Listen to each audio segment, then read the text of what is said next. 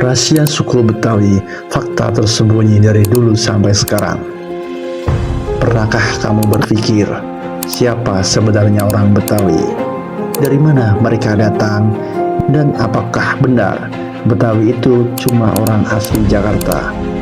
Karena di balik tawa khas Betawi, logatnya yang renyah, dan ondel-ondel yang sering kita lihat di jalanan, ada sejarah panjang yang jarang orang tahu. Sejarah tentang percampuran darah, keberanian, hingga ritual-ritual yang kini perlahan hilang di telan zaman. Hari ini kita akan membuka pintu masa lalu, menelusuri rahasia suku Betawi dari zaman dulu sampai menjadi ikon budaya Jakarta modern. 1. Asal-usul yang jarang dibahas. Betawi itu bukan satu suku tunggal. Inilah fakta pertama yang mengejutkan banyak orang. Orang Betawi dulunya adalah campuran lebih dari 12 etnis. Ada Sunda, Jawa, Arab, Bali, Tionghoa, Ambon, Batak, Bugis, Portugis, hingga Belanda. Mereka hidup berdampingan di Batavia, pelabuhan internasional terbesar di Asia Tenggara pada abad ke-17. Dari percampuran inilah lahir sebuah identitas baru, Betawi. Nama Betawi sendiri berasal dari Batavia, nama lama Jakarta. Namun yang menarik, orang Betawi baru diakui sebagai suku pada tahun 1930-an. Sebelumnya, mereka hanya disebut orang kampung atau orang Batavia. 2. Fakta misterius bahasa Betawi. Kalau kamu pikir bahasa Betawi cuma dialek kasar, tunggu dulu. Bahasa Betawi punya rahasia. 1. Dialek Betawi Tengah yang sering dipakai di film-film Benyamin S. 2. Dialek Betawi Pinggir. Contoh, gua lu bukan dari Jakarta, itu dari bahasa Tionghoa Hokkien. Gua berarti saya, lu berarti kamu. Dan yang paling menarik, kata cepek, gopek, seceng itu berasal dari bahasa Tionghoa juga, yang dipakai sejak masa kolonial untuk transaksi pasar. Semakin dalam kita melihat, semakin jelas bahwa Betawi adalah simbol keberagaman. Yang ketiga, rahasia pakaian adat Betawi. Pernah lihat pengantin Betawi? Pakaian mereka itu unik karena bukan dari Betawi. Baju Demang terinspirasi dari Melayu dan Bugis. Kebaya kerancang, pengaruh Portugis. Sunting besar seperti mahkota, dipengaruhi Tionghoa. Celana pangsi, warisan Sunda. Tidak ada suku lain di Indonesia yang pakaiannya merupakan campuran selengkap ini. Satu budaya, puluhan akar.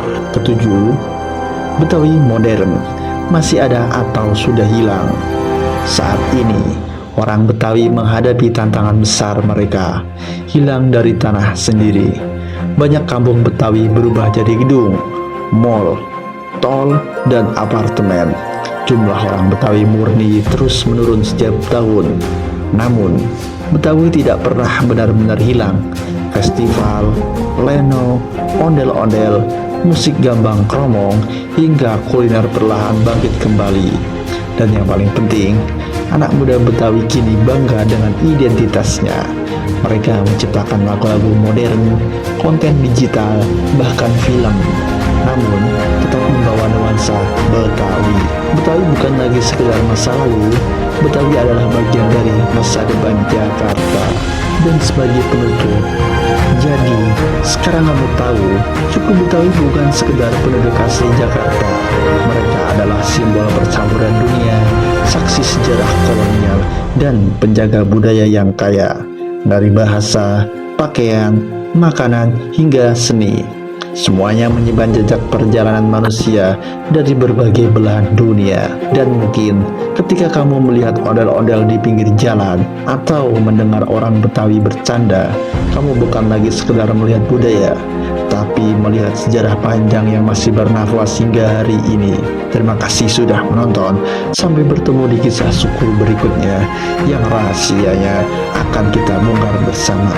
See you, bye. Ondel-ondel. Bukan hanya boneka besar, kita terbiasa melihat ondel-ondel sebagai hiburan jalanan. Tapi dulunya, ondel-ondel adalah penjaga kampung. Di masa Betawi kuno, ondel-ondel dipakai untuk menolak bala. Wajahnya yang besar dan menyeramkan bukan untuk menakut-nakuti orang, tapi untuk menakutkan roh jahat. Dan yang paling mengejutkan, ondel-ondel tidak pernah dimainkan tanpa doa. Ada juru rias, juru tabuh, dan juru pelindung. Namun, zaman berubah. Ondel-ondel kini lebih sering jadi maskot, bukan pelindung spiritual. 5. Silat Betawi yang dianggap hilang. Seni bela diri Betawi ternyata bukan cuma main pukulan. Faktanya, ada lebih dari 40 aliran silat Betawi. Sebagian besar sudah punah. Silat Betawi banyak dipengaruhi Bugis dan Sunda. Jurus-jurusnya terinspirasi dari gerakan kucing dan ular.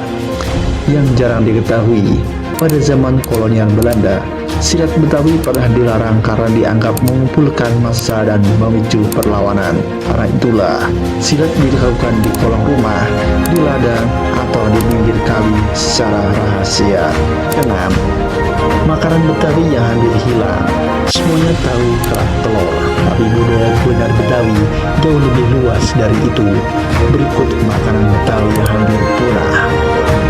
Selendang mayang, dodol Betawi, kue rangi, putri ayu Betawi, dan yang paling unik, bir peletok.